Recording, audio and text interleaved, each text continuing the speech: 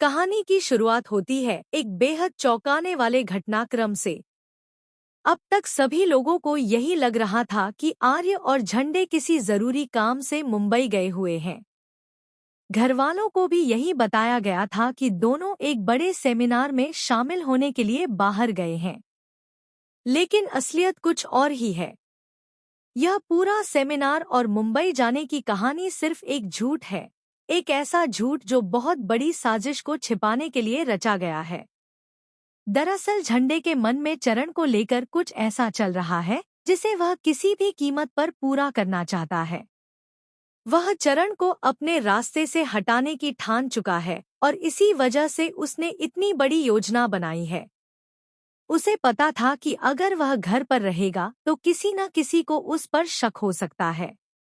इसलिए उसने सबसे पहले मुंबई जाने का झूठा बहाना बनाया ताकि कोई भी उसके इरादों पर सवाल न उठा सके। उधर अनु बिल्कुल अनजान है कि उसके आसपास कितना बड़ा खेल खेला जा रहा है।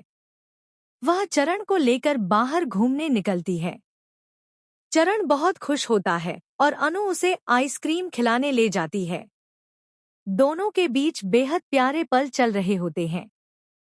चरण खुशी खुशी आइसक्रीम खा रहा होता है और अनु उसे देखकर मुस्कुरा रही होती है। लेकिन उसे क्या पता कि कुछ ही मिनटों में सब कुछ बदलने वाला है। जब अनु आइसक्रीम का भुगतान करने के लिए दुकान वाले के पास जाती है, तभी वहां एक रहस्यमयी शख्स पहुंचता है।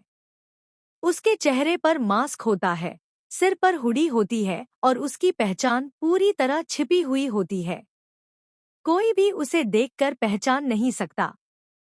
वह धीरे धीरे चरण के करीब पहुंचता है और बड़ी चालाकी से उसके सामने एक गेंद फेंक देता है। बच्चों का दिल तो आखिर बच्चों जैसा ही होता है।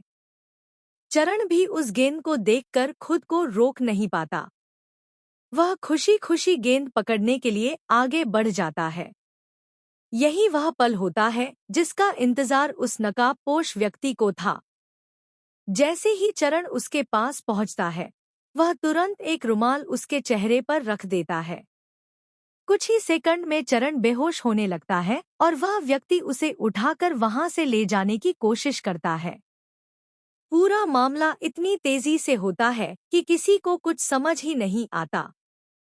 वह चरण को अपनी गाड़ी तक ले जाता है और उसे अंदर डालने की कोशिश करने लगता है।